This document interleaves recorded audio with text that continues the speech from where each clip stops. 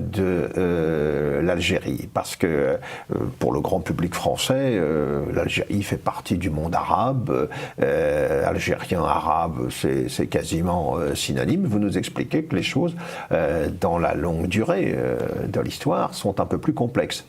Oui, je m'intéresse beaucoup à la question des Berbères. J'ai publié d'ailleurs une histoire des Berbères. Et si vous voulez, j'ai démarré mon livre par cela. Parce que, pourquoi ai-je intitulé mon livre « Histoire à l'endroit » ? C'est tout simplement parce que l'histoire de l'Algérie telle qu'elle est enseignée en Algérie et telle qu'elle est présentée en France est une fausse histoire. C'est une histoire construite. C'est une histoire construite autour d'un certain nombre de thèmes. Le premier thème, c'est celui de l'arabité de l'Algérie. Or, cette arabité n'existe pas. Indiscutable. Le deuxième thème, c'est l'identité nationale algérienne. Or, l'Algérie n'existait pas, c'est la France qui l'a créée. Et le troisième grand thème, c'est celui de l'unité du peuple algérien dressé contre le colonisateur français, ce qui est également une erreur, et je le montre bien. En 1961, au moment où sont signés les accords d'Évian, il reste 15 000 combattants en Tunisie, 13 000 combattants indépendantistes au Maroc, et il en reste 5 000 en Algérie. Ça fait donc moins de 30 000. Au même moment, il y a 250 000 Algériens qui servent dans l'armée française. Donc ce qui nous donne quand même une proportion tout à fait intéressante entre la réalité et l'histoire. Alors, je commence mon livre, et tout est construit autour de cela, par cette phrase de Mohamed Harbi, l'historien algérien, qui dit « L'histoire est à la fois l'enfer et le paradis des Algériens ». C'est absolument magnifique. C'est une phrase qui résume toute l'ambivalence. Pourquoi ? Voilà. Que veut dire cette phrase ? Ça mérite d'être commenté. Oui. Cette phrase veut dire que quand les Algériens font de la véritable histoire, ils constatent, 1, que leur pays n'est pas arabe mais berbère, 2, que l'Algérie n'a jamais existé, 3, que c'est la France qui a tout fait en Algérie. Donc ils le nient cela, parce que c'est leur enfer. Donc elle devient paradis. Deuxième forme, enfer et paradis. Pour nier cette histoire, ils se réfugient dans une fausse histoire, qui est leur paradis, et qui est une histoire complètement coupée des réalités algériennes. Donc c'est pour ça que, partant de cette phrase, quand j'ai lu cette phrase, j'ai dit mais c'est extraordinaire. Cet homme a résumé toute l'ambivalence de l'histoire de l'Algérie et des comportements, car on est dans un niveau de psychanalyse, d'études psychologiques. Donc à partir de cela, j'ai posé 10 questions, 10 grandes questions. Voici les 10 grandes questions de controverse à propos de l'histoire algérienne.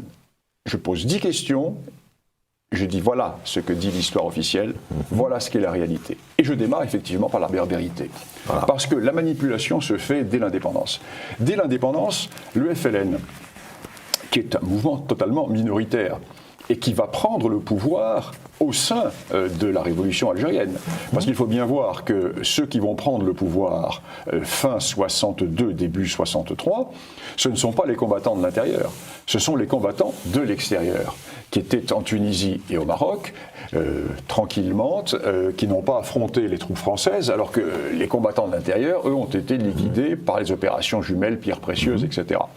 Donc ceux qui vont prendre le pouvoir, ce sont les politiques de l'extérieur, qui appartiennent tous au courant arabo-musulman. Or, les combattants de l'intérieur étaient essentiellement des berbères, des kabyles, des chaouis, etc. Notamment les deux wilayas les plus actives, la 2 des Aurès et la 3 de Kabylie. C'était les berbères. Et donc, ce sont les combattants de l'extérieur, j'allais dire les planqués qui étaient en Tunisie et au Maroc, qui vont prendre le pouvoir.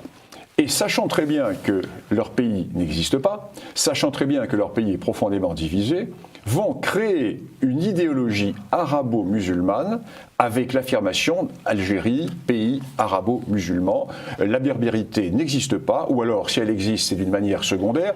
Certains, le ministre de la culture algérien va même dire les berbères, création des pères blancs. Voilà, donc, retirant aux Berbères leur identité. La colonisation a divisé pour régner. Tout à fait. La colonisation a créé le fait berbère pour régner. Alors que finalement, le fait berbère celui qui a combattu la colonisation. Oui. Parce que le seul moment de difficulté, ça a été à l'époque de Mokhrani, qui était une révolte typiquement berbère. La conquête se termine pendant le Second Empire en Kabylie, et ensuite il y a la révolte de Mokhrani en 71. Tout à fait, qui commence en 70 d'ailleurs. Elle commence en... Et ceci est fondamental. Donc dès le départ, une fausse histoire a été écrite, une histoire arabo-musulmane. Et dans cette histoire-là, tout ce qui se rattache à la berbérité est vu comme un complot contre l'arabe, un complot contre l'islam. Quelle est la théorie de ces nationalistes arabo-musulmans algériens? C'est de dire que, certes, il y a des berbères, mais ils ont disparu au point de vue culturel, au point de vue politique, puisque à partir du moment où ils se sont convertis à l'islam, ils sont entrés dans l'ère de l'arabité. Donc la berbérité n'existe plus. Et quiconque parle de berbérité nourrit un complot contre l'unité, contre l'État algérien.